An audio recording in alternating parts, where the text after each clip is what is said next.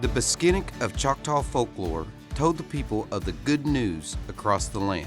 We continue our tradition of spreading faith, family, and culture. Chahta athihaya tikba mahaya ka, iwakaya cha, anopa achukmaho, ilishtafama. As our Choctaw people move into the future, we rise and meet them with the good news. This is Biskinik.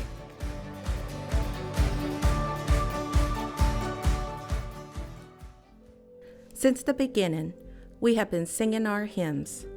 The journey from Mississippi to Oklahoma stopped music for about a decade.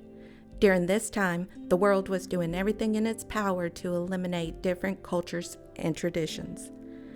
But that didn't stop the Choctaw people. One of the most distinctive elements of our church services are the beautiful, powerful hymns sung in our Choctaw language. Today, we gather at gospel singings to celebrate our faith, family, and culture. The Family Preservation Program was really, it's been here 20 plus years. It started out as just a federal program from the Promoting Safe and Stable Families. It's there to help keep families together and the family unit together. It's there to provide those services so that we can keep our Choctaw families together, no matter what kind of situation they're in. We want to keep our families together. The Family Preservation Program, for us, it's having that family unit stay together. Every family or every parent, they have the right to parent. So whether that's, them having their children removed and they're getting their kids back, and we just want to be that total kind of wraparound service. We are more of a preventative service, and so whatever we can do to prevent that from happening is what we're going to work with. I think that's what's important, is just to have them know that we have programs, we have this program that's there to support them, to not enable, but to support them and help them, through the processes and through what's going on in their lives. According to one source, the first Choctaw hymn was written by Cyrus Byington in 1824.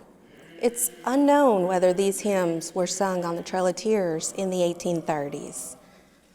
At least 9 editions of the Choctaw hymnal have been published since it was first created. The Choctaw men who composed the first hymns faced incredible challenges in their lifetimes. They faced leaving their homeland on the Trail of Tears, resulting in survival and loss, to ultimately coming home to rebuild a nation. When you think about the hymns in the context of their lives, it makes the words they wrote all the more powerful.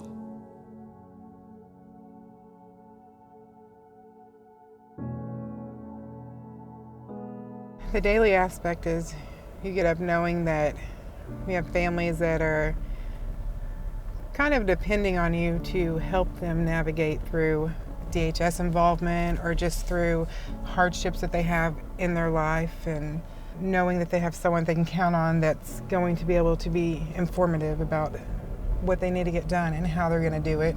I want to help people and I want them to be successful in life, and I love building people up and giving them the opportunity to do things that they think that they never would be able to do, and just it's fulfilling knowing that I can help somebody better themselves and be better role models for their children, and it's almost like I'm helping the entire society. And I think it's important for people to know their heritage and how they came to be, and why some of the things that happen in their family is they don't know how Choctaws in the beginning functioned. And that's one thing that Family Preservation does try and give back, is a little bit more culture education, so they understand what Choctaw Nation is and how we are a family and a unit. I am Choctaw, and Choctaw Nation is an amazing company to work for, and it's doing something that I actually enjoy doing, and that's helping other people. Gospel singing is an important part in keeping our families close and celebrating our faith. It is a way for us to tell the stories of our past. It is a form of prayer, healing, and community. Gospel singing plays an important part in our tradition that we still share today.